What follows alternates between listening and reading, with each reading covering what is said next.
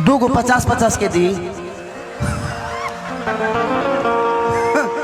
कहा तरीका काम कर 2 गो तो तू हमरा के देवे ना खुदरा करवे लू हो। हाँ तू हमरा के सब्जी वाला बुझत रू तो एगो 2 गो 50-50 की मतलब है 2 गो 100 के औरी ले लो ना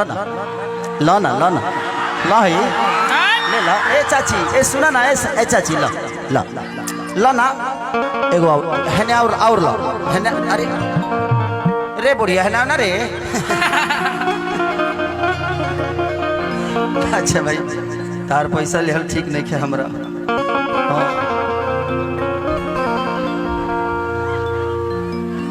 ले ला 2 गो 50 के ला 50। अच्छा 50 अच्छा ला ले ला सब रख ला।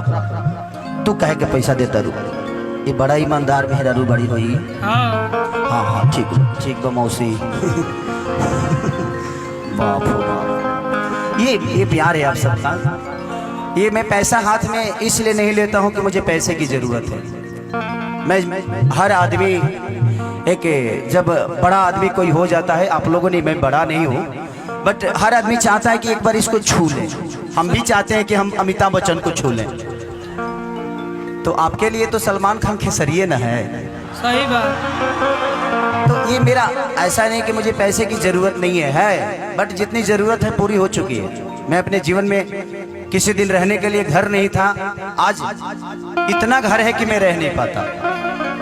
तो जीवन में ये है। और लोग कहते हैं ना कि मैं गरीब पैदा हुआ, ये मेरा सौभाग्य है जब मैं गरीब पैदा हुआ। मुझे करने के लिए बहुत कुछ था। एक अमीर के पास करने के लिए कुछ होता नहीं है, उसके पास गाड़ी भी है, मकान भी है, पैसे भी है, खेत भी है, हर चीज है। लेकिन एक गरीब के पास हर चीज करने के लिए होता है। आपको गाड़ी भी कीनना है, आपको जमीन भी खरीदना है, आपको घर भी बनाना है, बहन की शादी भी करनी है, पिता के लिए भी देखना है। तो आपके पास अवसर है। भगवान जब गरीब पैदा करे ना तो खुशी से झूम उठना कि मेरे पास भगवान ने अवसर दिया है अमीर बनने का। गरीब पैदा जरूर हुए हो लेकिन मरना तो अमीर बन के ही मरना। लोग कहते हैं ना, और कोई भी आदमी लोग कहते हैं कि भगवान राम बन गए तो बन गए। बन जाना इंपोर्टेंट नहीं है, लौटना इंपोर्टेंट है।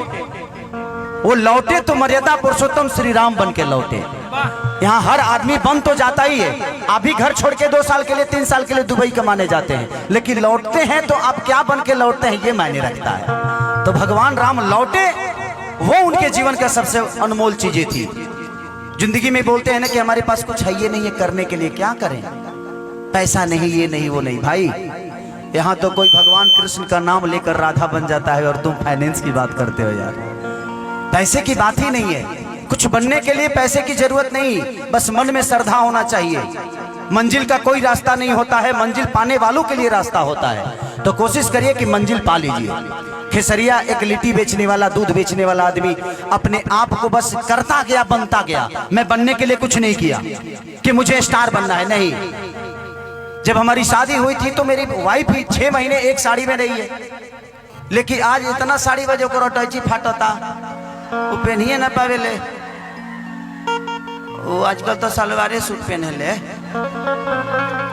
हाँ गावे आवे ले तो साड़ी पहने ले। बाबूजी भी के सामने भूख तनी के होला ना, हमारा सामने का पहनी ना। ऐसे तो जिंदगी है। जिंदगी आपको भी अवसर दिया है गरीब बना के, वो अमीर बन जाइए। माँ बाप का सेवा करिए। दुनिया में 2 ही चीज है, इसको कभी भूलिएगा मत। एक माँ जो आपको दुनिया में लाई है और एक पत्नी जो पूरी दुनिया छोड़ के आपके पास आई है, उसका सम्मान हमेशा करते रहिएगा। आइए गो भैया के आदेश लगे गो भजन तनी राम जी के ऊपर होके के चाहिए, तो उनके सबसे प्रिय हनुमान जी के ऊपर गा देते हैं।